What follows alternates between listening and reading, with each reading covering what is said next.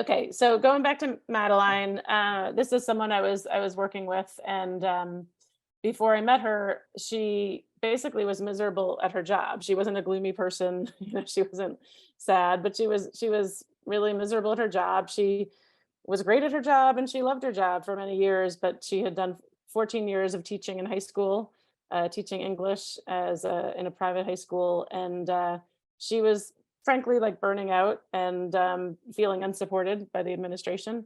And so she was really anxious, but she didn't know what to do. She didn't know how to make the transition or what actions to take. Um, but she also didn't know what would be a good fit.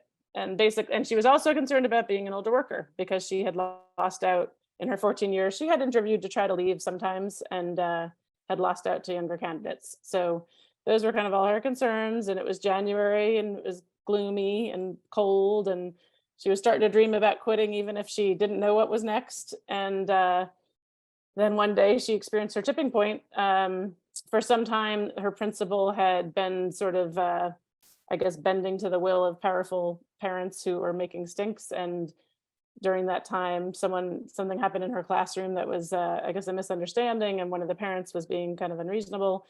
And the principal kind of called her to the office. And when she realized that her principal was not going to be supporting her, she just blurted out, "I'm going to quit at the end of the school year." And immediately she panicked and thought, "Oh my God, what have I just done?" Because she, again, didn't know what to go, how to go about it, but she just knew, and she didn't back down because she knew this was something that had to be done. She looked into UMBC and found they had a master's in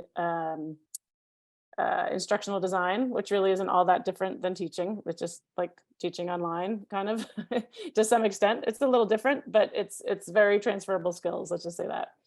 So she went to the open house. She liked what she had to hear. She applied. She got the master's, and then while she was getting the degree, she was doing some part-time work and part-time internships. One internship turned into a job, but it was a really small office and there was really no room for growth. So long story short, she had a couple of short-term gigs and then she landed a job at Hopkins, and she is doing that and loving it. She's been there like, I think, almost 2 years now.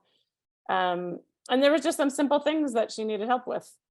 One was she wasn't networking enough, which no one ever does. I even like networking and I could still do more of it. So, it's never enough networking. That's it. That's usually the one answer if something's going awry in your job search.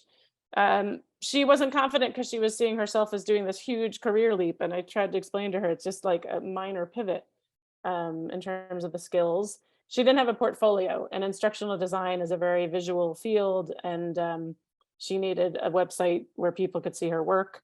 And she really appreciated that I encouraged her not to settle for the first job because she could have, but it wasn't really the right fit, and she stuck with it.